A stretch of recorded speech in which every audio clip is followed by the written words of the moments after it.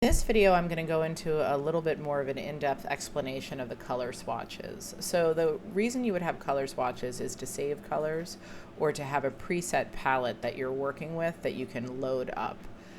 I have my swatches menu visible over here. If you can't see it, it's possible that it hasn't been opened yet, so you would go to Window and make sure Swatches is checked. And the other possibility is that it's been minimized or collapsed, so it's not as easy to see. So you can always check the window drop down first and re-highlight it, and sometimes it'll appear that way. It's usually hidden over to the side because when you collapse panels, they're just the name of the panel, and it can get take a little while to get used to finding everything. So in any case, I have my swatches panel. It's set to the basically preset swatches, and in this version of Photoshop there are these preset RGB, CMYK, grayscale, etc. You can also add your own custom swatches to it, like I did here at the bottom, some flower swatches that I made. Up at the top of the swatches menu are basically an assortment of the last swatches you've been working with, which is convenient if you're trying to work quickly and don't want to look through these folders all of the time. So I'm going to show you how to create a little library of swatches to work from.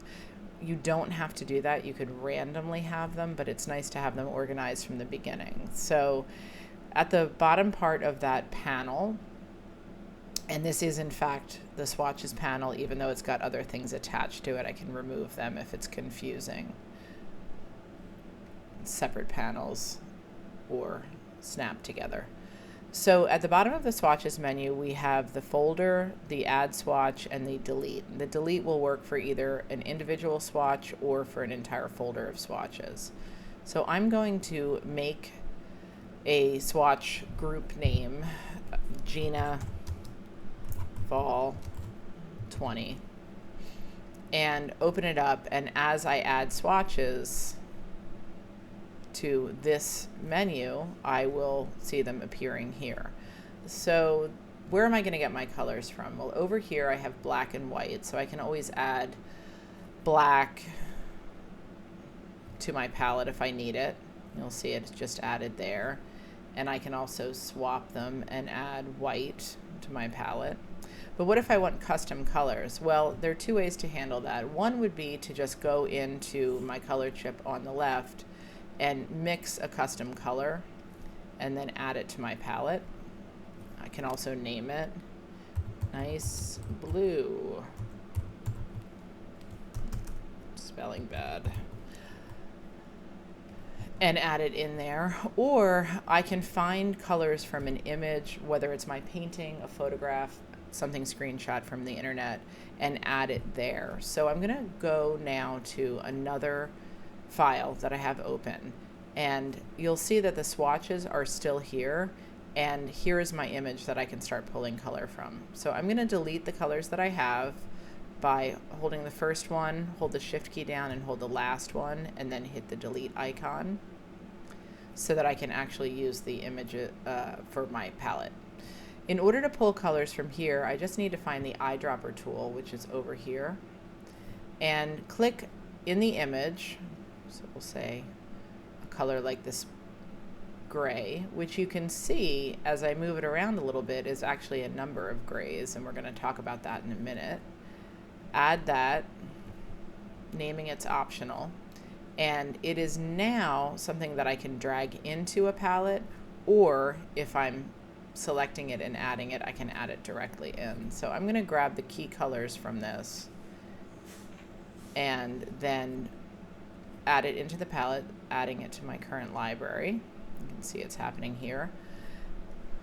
I'm going to add the black. You can see that's a very specific blackish color as opposed to the prefab one that I was using before. I'm going to use each one of these colors in here, and then I'm going to leave his particular skin tone out of it. I definitely have the red, the dark, the gray, the mauve. But what about the yellow? So the yellow actually is something that comes in a few different colors. because this is a knit image. And just for the sake of showing you how to average a color, I'll say currently when I click, it's only giving me whatever exact pixel I'm on. But what if I want an average of all of these colors? You can right click and change the sample. So let's say I want an average of 11 by 11 yellows. This is actually selecting from a group of yellows and finding the average, which is nice because then I don't have to worry about moving my mouse slightly and picking the wrong color. So this is looking good, and you can see that the inner ring of those colors are the yellows. The outer ring is the last color that I had chosen, so you just have to worry about the inner ring. So I'm adding this, and that is my yellow. So I have this here now. I can collapse it. If I want to rename it, save it, amend it, export it, all of these things, you just click right on the folder and it'll give you all of these options there. So I'm going to export the selected swatches, and you'll notice that the extension is .aco because anything to do with swatches has a different kind of extension because it's not an actual file, it's just the colors from a file. It also has a default place to put things, but if you're working on a shared computer, you might want to select your own place and make a folder. So I'm going to make a folder here that's called Color Swatches and save my swatches in here as Gina Ball 20. I'm surprised the name didn't come over, but that's okay. So now when I want to find them, if I'm working on another day on another file, I'll be able to pull them up from there.